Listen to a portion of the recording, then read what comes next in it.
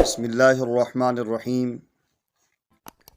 نحمدہ ونصلی ونسلم علی رسولہ الکریم اما بعد۔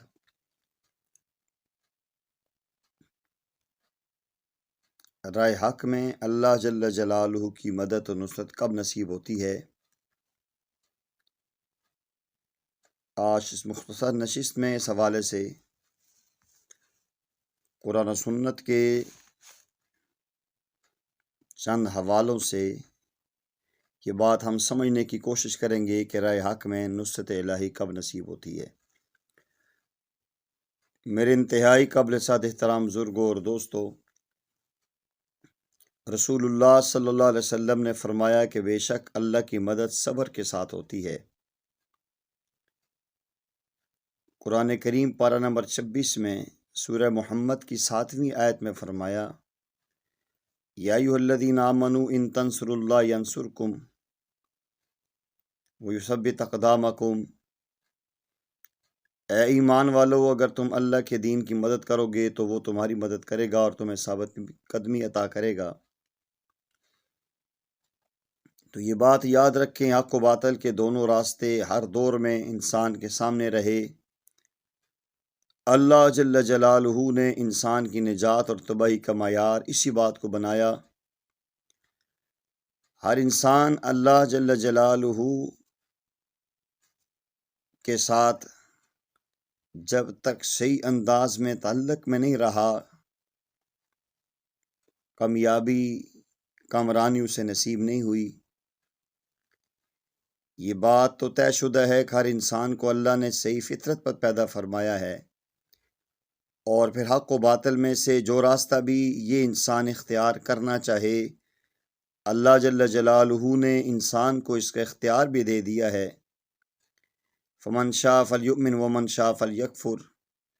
جو چاہے ایمان لائے، جو چاہے کفر اختیار کرے، لیکن یاد رکھیں ایمان والوں کے لیے نجات ہے اور ظلم و کفر اختیار کرنے والوں کے لیے جہنم کی آگ ہے۔ اب سوچئے، غور کیجئے کہ سلیم الفطرت انسان جو ہوتا ہے وہ حق کی تلاش میں رہتا ہے، اس کے اندر ایک جستجو اور ایک طلب ہوتی ہے۔ جب حق کا راستہ مل جاتا ہے تو پھر اسے اس بات کا یقین ہوتا ہے کہ اللہ جل جلالہ کی مدد و نصرت اس کے ساتھ ہے، یہاں تک کہ وہ رائے حق میں جان بھی قربان کر دیتا ہے۔ لیکن کسی انسان کو باطل میں کشش نظر آتی ہے، اسے باطل میں اپنا ذاتی مفاد نظر آتا ہے، باطل کو اختیار کرنے سے اس کی انا کو تسکین ہوتی ہے۔ ایسے لوگ بھی دنیا میں موجود ہیں اور کثیر تعداد میں موجود ہیں۔ یقیناً باطل بھی بظاہر بہت سے فوائد نظر آتے ہیں اس میں، جبھی تو بسا اوقات باطل راستے میں انسان بہت زیادہ پختہ ہو جاتا ہے اور اس سے پیچھے ہٹنے پر وہ آمادہ ہی نہیں ہوتا، اور دوسری طرف رائے حق اختیار کرنے والا انسان اپنی جان مال قربان کرنے کے جذبے سے حق پر قائم رہتا ہے، اور اسے اللہ جل جلالہ کی نصرت اور مدد پر بھروسہ ہوتا ہے۔ لیکن وہ بڑی کڑی آزمائش کا وقت ہوتا ہے جب حق پر قائم رہنے والے کو بظاہر نصرت خداوندی کے آثارات بھی نظر نہیں آتے، لیکن اس کے باوجود وہ جمع رہتا ہے۔ یہ اللہ کی مدد کے آثار اس لیے نہیں دکھائی دیتے کہ حق پر ہونے کے باوجود اس بندے سے کچھ ایسے اعمال اور غلطیاں سرزد ہو جاتی ہیں جو اللہ جل جلالہ کی طرف سے آئی ہوئی مدد کو روک دیتی ہیں۔ بہت سارے واقعات ہم پڑھتے ہیں تاریخ میں، سیر میں، احادیث میں، لیکن ہم کبھی غور نہیں کرتے۔ مثال کے طور پر غزوہ احد میں ایک دستے کو ایک خاص درہ پر پیارے آقا صلی اللہ علیہ وسلم نے متعین فرمایا تھا، جہاں سے دشمن کے حملے کا خطرہ تھا، اور اس دستے کو تاکید فرما دی کہ اس جگہ کو خالی نہیں چھوڑنا، چاہے فتح ہو یا شکست۔ جب پہلے ہی حملے میں کفار کے پاؤں اکھڑ گئے اور بھاگنا شروع ہو گئے، مسلمانوں کو اپنی فتح کا یقین ہو گیا، تو سامعین گرامی قدر، آپ سب پڑھے لکھے، آپ نے سنا ہے، پڑھا ہے، مال غنیمت اکٹھا کرنے لگے اور درہ پر متعین دستہ بھی پہاڑ سے اتر کر مال غنیمت کی طرف متوجہ ہو گیا۔ دشمن نے وہ درہ خالی دیکھ کر پیچھے سے حملہ کر دیا، جس سے مسلمانوں کو جانی اور مالی بہت سارا نقصان اٹھانا پڑا۔ اللہ جل جلالہ نے پارہ نمبر 3 سورہ آل عمران میں غزوہ احد کے موقع پر فتح اور نصرت نہ ملنے کی وجوہات اور تفصیلات کے بارے میں 60 آیات نازل فرمائیں اور فرمایا، جب تم اللہ کے حکم سے کافروں کو قتل کر رہے تھے،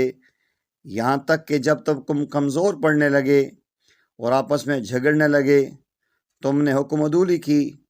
جبکہ اللہ جل شانہ نے تمہاری پسندیدہ چیز یعنی فتح و نصرت دکھا دی تھی۔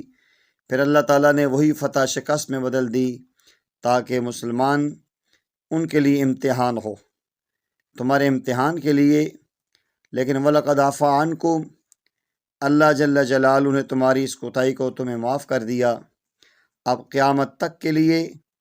اللہ جل جلالہ نے اصول بنا دیا کہ رسول خدا صلی اللہ علیہ وسلم کی اطاعت نہ کرنے پر اللہ جل جلالہ کی نصرت و مدد ساتھ نہیں دیتی۔ اس طرح جب مسلمان کمزور ہو جائیں اور آپس میں جھگڑنے لگیں، پھر بھی راہ حق پر ہوتے ہوئے بھی اللہ کی مدد نصیب نہیں ہوتی، اور امت کو یہ سبق ملتا ہے کہ اگر اللہ کے راستے میں جہاد کرتے ہوئے دین کے بجائے دنیا کے مال و دولت کی طرف انسان متوجہ ہو جائے، پھر بھی نصرت خداوندی ساتھ نہیں دیتی۔ راہ حق میں نصرت خداوندی انسان کے ساتھ کب شامل حال ہوتی ہے، اس کا ذکر اللہ جل جلالہ نے سورہ آل عمران کی آیت نمبر 146 میں کچھ ان الفاظ میں کیا ہے، جس کا مفہوم اور ترجمہ یہ ہے، اور بہت سے پیغمبروں کے ساتھ مل کر خدا پرستوں نے کافروں سے جہاد و قتال کیا، لیکن ان تکالیف کی وجہ سے جو ان کو اللہ کی راہ میں پہنچی، نہ وہ سست ہوئے، نہ کمزور ہوئے، نہ دشمنوں سے دبے۔ اللہ جل جلالہ صبر کرنے والوں کو پسند کرتا ہے۔ اس سے یہ اصول معلوم ہوتا ہے کہ اللہ جل جلالہ کے مقرب بندوں کو بھی راہ حق میں طرح طرح کی تکالیف اور قسم قسم کی مصیبتیں پہنچتی ہیں، لیکن وہ ہمت نہیں ہارتے۔ انہوں نے ہمت نہ ہاری، نہ دشمنوں سے دبے، نہایت صبر و استقلال کے ساتھ اللہ جل جلالہ کے دشمنوں کے سامنے ڈٹے رہے، ثابت قدم رہے، ان کے ساتھ اپنی شجاعت اور اپنی افرادی قوت اور اپنے ساز و سامان پر نظر نہیں رکھی، بلکہ رب ذوالجلال پر رکھی، اور ساتھ ساتھ اپنے گناہوں کی مغفرت طلب کرتے رہے اور ثابت قدم رہنے کی دعا کرتے رہے۔ فَآتَاهُمُ اللَّهُ ثواب الدنیا وحسن ثواب الآخرہ،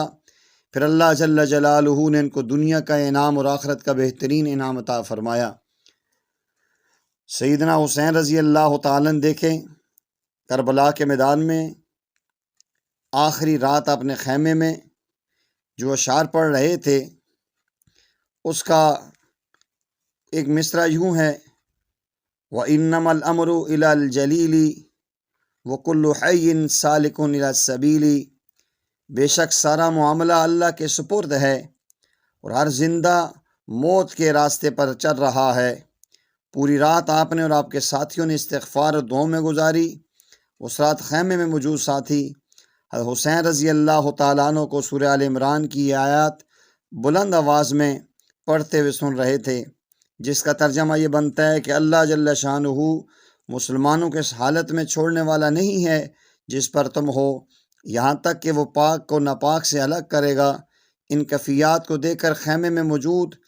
ہر شخص آنے والی آزمائش کا اندازہ لگا رہا تھا، لیکن حضرت زینب رضی اللہ تعالیٰ عنہ سے ضبط نہ ہو سکا۔ حسین رضی اللہ تعالیٰ نے فرمایا، میری بہن،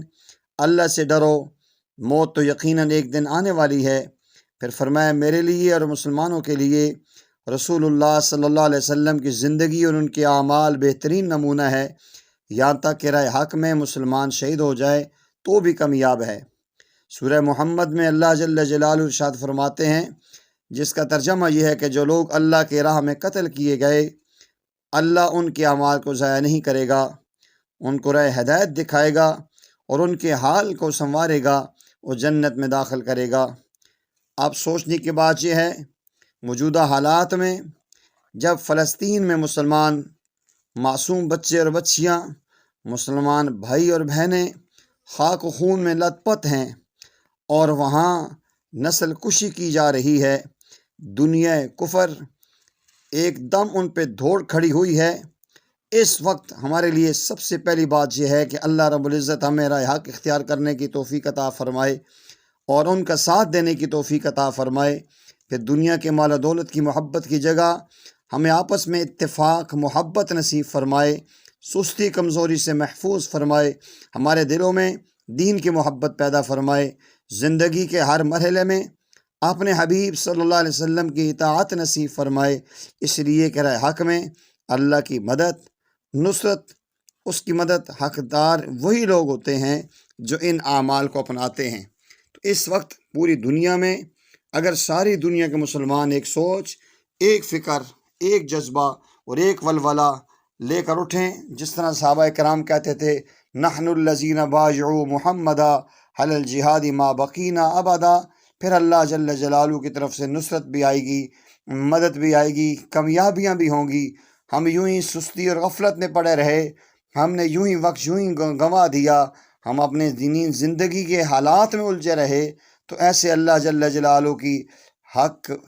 اس راہ پر چلتے ہوئے بھی ہمیں مدد اور نصرت حاصل نہیں ہوگی۔ اس ساری تفصیل سے آپ سماعت کر چکے ہیں، اب ہمیں چاہیے دلوں کو صاف کریں، آپس میں امت مسلمہ کے اتحاد کی دعائیں کریں اور جتنا ممکن ہو سکتے اپنے بڑوں پہ اعتماد کریں۔ اللہ جل جلالہ مجھے اور آپ کو ان معروضات کو سامنے رکھتے ہوئے زندگی گزارنے کی توفیق عطا فرمائے۔ بحیثیت مسلمان میری اور آپ کی ہم سب کی ذمہ داری بنتی ہے